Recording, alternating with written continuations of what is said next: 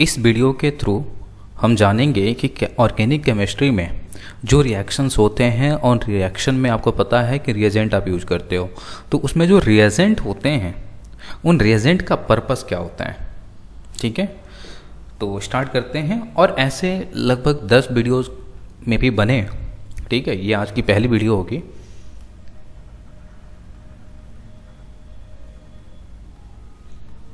तो पहले लिखता हूँ रिएजेंट, फिर उसका पर्पस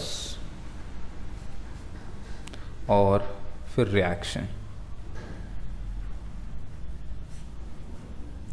पहला रिएजेंट है हमारा सोडा लाइम। सोडा लाइम बोले तो ये मिक्सचर है आपका सोडियम हाइड्रोक्साइड और कैल्शियम ऑक्साइड का। इसका पर्पस क्या है? इसका पर्पस है डीकार्बोक्सिलेशन। डीकार्बोक्सिलेशन मतलब removal of CO2। Carboxylic acid अगर हो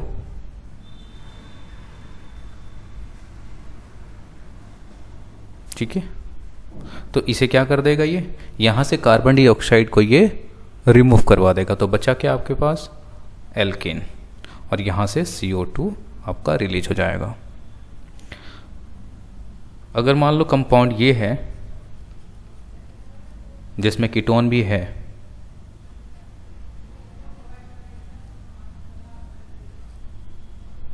OH, तो फिर यहां से क्या करेगा, ये CO2 यहां से रिमूव करेगा ये। ठीक है, तो यहां मिल जाएगा आपको R C double bond O C plus CO2। Okay, तो ये है आपका सोडा लाइम रिएजेंट का पर्पस, CO2 को हटाना। नेक्स्ट है एल्कोहलिक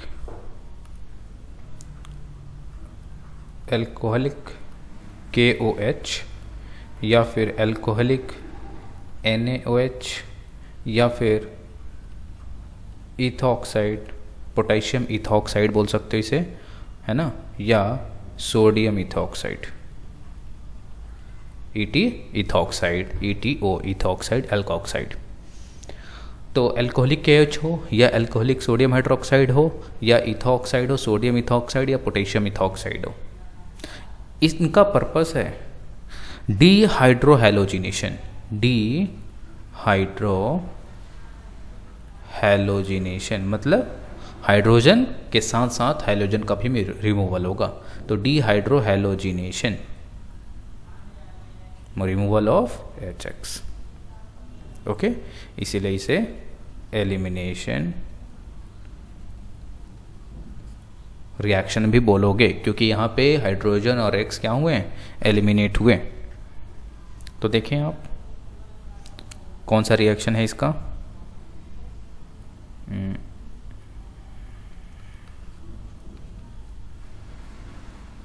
ये ले लेता हूँ मैं R- कीटोन। तो एग्जांपल ले लेता हूँ मैं हेलो एल्केन C। ओके, अब यहाँ पे डीहाइड्रोहैलोजिनेशन होगा अगर ये रिएजेंट अवेलेबल होंगे तो बनेगा क्या? देखो क्या जाना है, हाइड्रोजन और X, हाइड्रोजन और हैलोजन को रिमूव होना है। तो दो ऑप्शन है हमारे पास, ब्रोमीन के साथ अगर हाइड्रोजन H यहाँ से जाए या H यहाँ से जाए। ठीक है ना, पहले या दूसरे, कौन से वाले कार्बन से हाइड्रोजन रिमूव होगा। चलो अभी मैं, जैसे कि इसने बोला कि HX को रिमूव करना है, तो मैं साथ में ले लेता हूँ HX रिमूव करके और देखता हूँ कि प्रोडक्ट क्या है आपका। तो अगर मैं पहले वाले कार्बन से लूँ तो ये HBr जाएगा, तो एक वैलेंसी कार्बन की बीच वाले की फ्री हो गई और एक फर्स्ट कार्बन की वैलेंसी फ्री हो गई, दोनों के बीच डबल बॉन्ड आ जाएगा और इस तरह से आपका प्रोडक्ट ये बन गया। ये प्रोडक्ट ए ले लेता हूँ मैं। दूसरा, जब वो ये जाएगा HBr, देन क्या होगा, C ठीक है।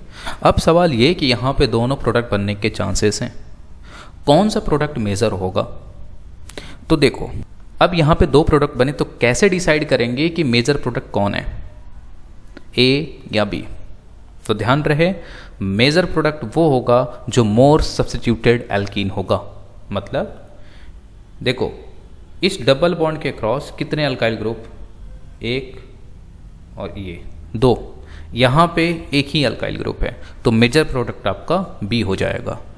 नंबर ऑफ अल्फा हाइड्रोजन से भी आप यहाँ पे चेक कर सकते हो। अगला है हमारा सोडियम हाइड्रोक्साइड और कोई हैलोजन X2, ओके, या NaOX, दोनों में कोई भी दिया जा सकता है। इसका पर्पस क्या है, तो हैलोफॉर्म टेस्ट को देना या हॉफमैन ब्रोमामाइड डिग्रेडेशन। यानी यहाँ पे जितने भी नेमिंग रिएक्शन हैं उन सबको भी कवर कर लिया जाएगा, है ना। तो पर्पस में मैं उन नेमिंग रिएक्शन को भी लिख दूंगा। तो Hofmann test, sorry haloform test या हॉफमैन ब्रोमामाइड डिग्रेडेशन। तो इसमें देखिए क्या होता है, हमारे पास कीटोन होगा,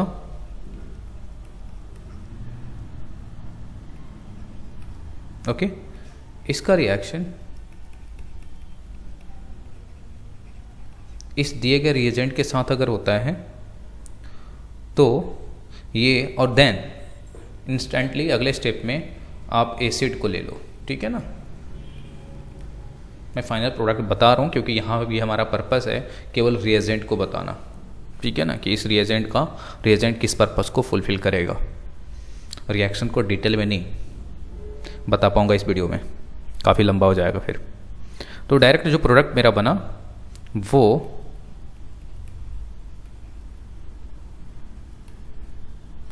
और यहाँ से HCX2, ठीक है। तो यहाँ बन गया हमारा कार्बोक्सिलिक एसिड और इसको मैं बोलूँगा हैलोफॉर्म, ठीक है, HCX2। अब इसी में कोई एमाइड ग्रुप हो तो फिर उसका रिएक्शन भी देख ही ले कैसे होगा।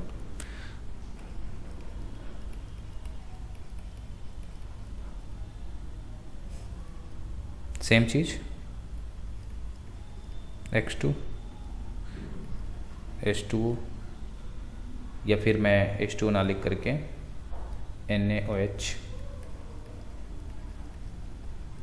बट यहाँ पे एसिड नहीं, यहाँ पे हमें सेकेंड स्टेप में हीट लेना पड़ेगा और ये तो बेस हो ही है आपका। तो X2 NaOH और इसको हीट करना पड़ेगा आपको, देन ये आपका बन जाएगा RnH2। अब इसी को बोलोगे हॉफमैन ब्रोमामाइड रिएक्शन, ठीक है। आई थिंक क्लियर है। अगला हमारा है dilute sodium hydroxide, dilute NaOH, aldol condensation,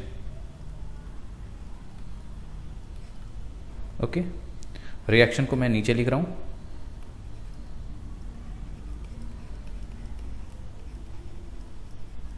तो ये आपका क्या है, एसिटल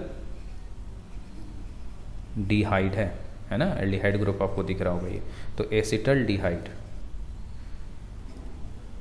और दूसरा भी आपका एसिटल डिहाइड, ठीक है। दो मॉलिक्यूल्स आपने लिए। यहां से आपको क्या करना है, तो इस रिएक्शन में होता क्या है कि OH का रिमूवल होगा, OH माइनस का रिमूवल होगा यहाँ पे, देन प्रोडक्ट आपका क्या बनेगा, देखें प्रोडक्ट आपका हो जाएगा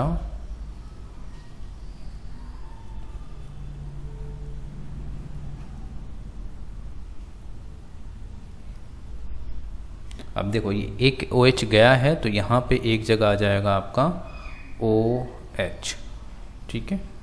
OH डबल बॉन्ड ऑक्सीजन जो था यहाँ पे, वहाँ पे आप सिंगल बॉन्ड एक वैलेंसी फ्री कर दिया आपने और OH लिख देना है हमें।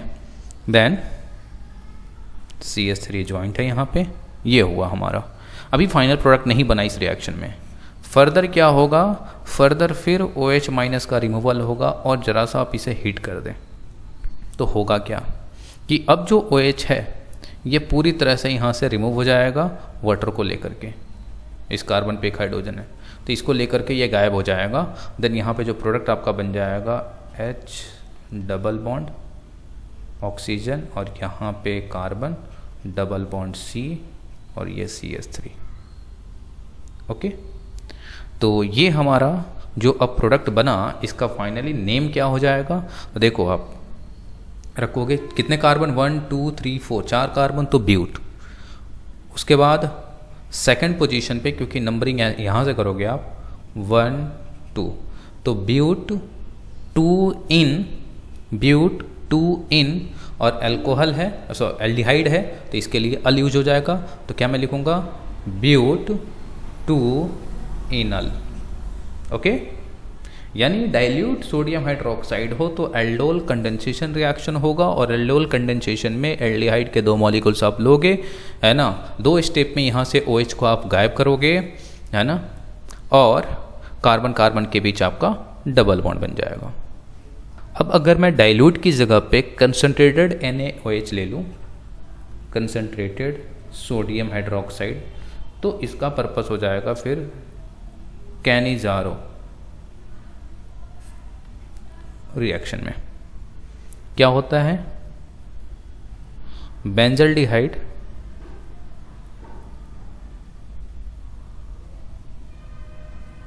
या ऐसे ले लूं मैं, ये बेंजल्डिहाइड NaOH के साथ और सेकंड स्टेप में, है ना, एसिड के प्रेजेंस में तो H3O हाइड्रोनियम आयन मिलेगा तो ये बना देगा सीधे आपका एल्डिहाइड से बेंजोइक एसिड।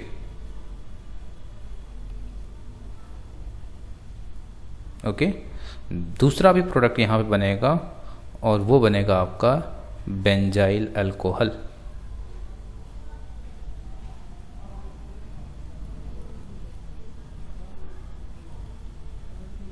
तो ये हो गया आपका बेंजाइल अल्कोहल और ये हो गया हमारा बेंजोइक एसिड। ओके, नेक्स्ट अगर हम एक्वस NaOH को लेते हैं तो ये एक्वस NaOH ये एक स्ट्रॉन्ग बेस की तरह बिहेव करेगा, है ना, as a strong base. Okay, और ये किसी ऑर्गेनिक एसिड्स के साथ रिएक्ट करके सॉल्ट बना देगा।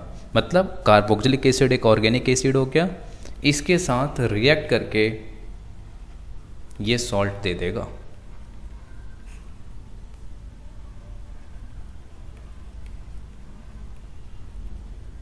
ये ठीक है, तो ये आपका ऑर्गेनिक सॉल्ट।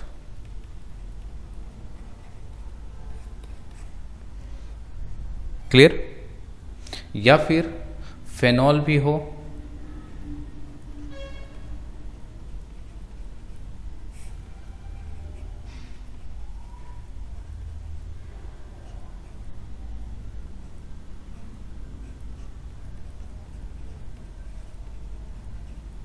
ये आपको मिल जाएगा। साथ ही ये जो एक्वस NaOH है एक न्यूक्लियोफाइल की तरह भी बिहेव करता है। अगर इसका रिएक्शन आप एल्केन के साथ कर दो, सॉरी अल्काइल हैलाइड के साथ कर दो, तो ये OH माइनस तो प्रेजेंट सही ना उसमें, तो ये फिर आपको अल्कोहल दे देगा और X माइनस रिमूव। अब वहाँ पे जो यहाँ मान लो NaOH था तो ये सोडियम के साथ कंबाइन हो जाएगा, तो ये सॉल्ट बना दिया, ये अल्कोहल आपका।